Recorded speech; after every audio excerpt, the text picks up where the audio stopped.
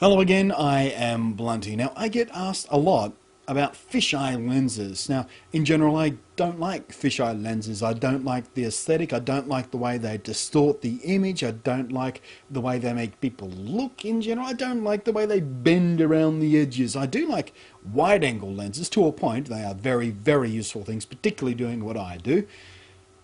But fisheyes I've never had much of a taste for. But despite that distaste, I actually did buy one, this little guy, from a website. When I was making another bigger order, it was just sitting there, I spotted it, I went, why not, I'll pick it up as well, have a bit of a play. It's a 15mm magnetically attachable 180-degree wide-angle fisheye lens designed for mobile phones and pocket video cameras. It's a cheapo Chinese thing. The model number is FE12, which is meaningless. I picked it up from a site called Deal Extreme for about $16, and it comes with all you see here.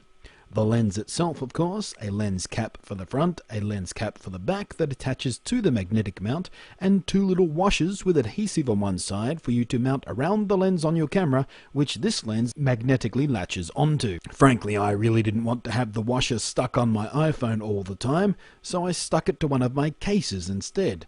The adhesive on the washer didn't really inspire me with its strength, so I put a few dabs of superglue on there too. And to my great surprise, unlike a few other similar lenses I've played with or seen sample footage from on YouTube videos, this one actually performed well above what I was expecting.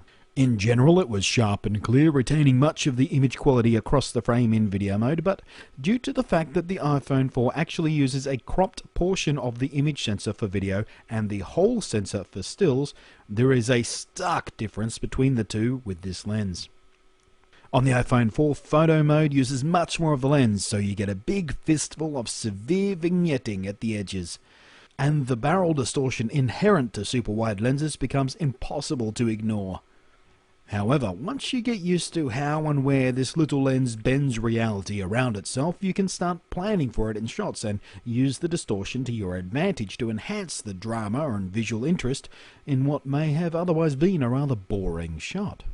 It's at this point I have to admit, despite my decade-long distaste for fisheye lenses and their nasty-looking distortion in general, I did find myself having fun with this little guy. It's not for every shot, obviously. In fact, sometimes it'll just make stuff look bloody awful. But when you get it right, there are interesting images to be captured. I was pleasantly surprised by how it performed when taking close-up macro shots. In some cases, I could focus on subjects that were literally touching the edge of the lens. Something else to keep in mind too is that wide-angle lenses are useful for more than just getting more stuff in the frame easier. You can use them to deliberately exaggerate the sense of scale and perspective too. The lens is very, very wide. The box claims 180 degrees. In practice, it's a bit less than that, but it's close enough. Here's an example of just how insanely wide it is. Same position, same angle. See how much of myself is there in the fisheye shot? Meanwhile, the little piggy who went to the market barely gets in the shot using the standard lens. But as quirky as it is in stills mode, it's actually pretty useful in video mode. Now, with fixed focal length lenses common on pocket cameras and mobile phones, the normal way to get more in your frame is to just step back. But that's not always safe or even physically possible.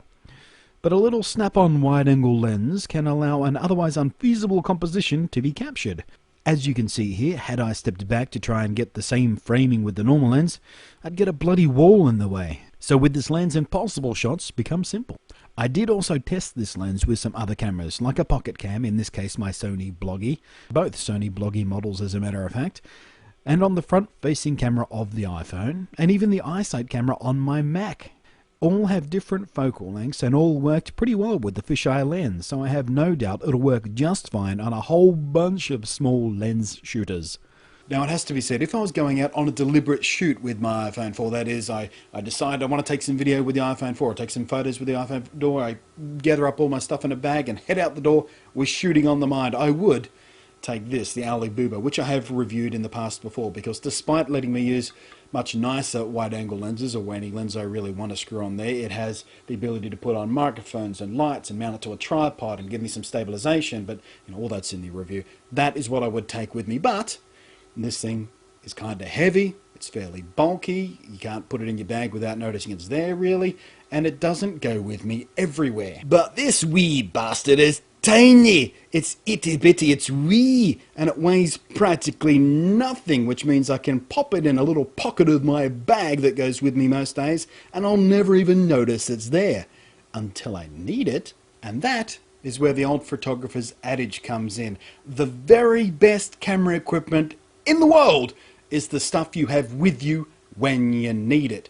Because there's no point owning the most fantastically high quality equipment if it's, big and bulky and you don't take it with you everywhere, and sometimes you'll miss something. That equipment is great when you're doing a deliberate shoot, but, any photographer out there, any videographer out there will have a camera with them on them all the time.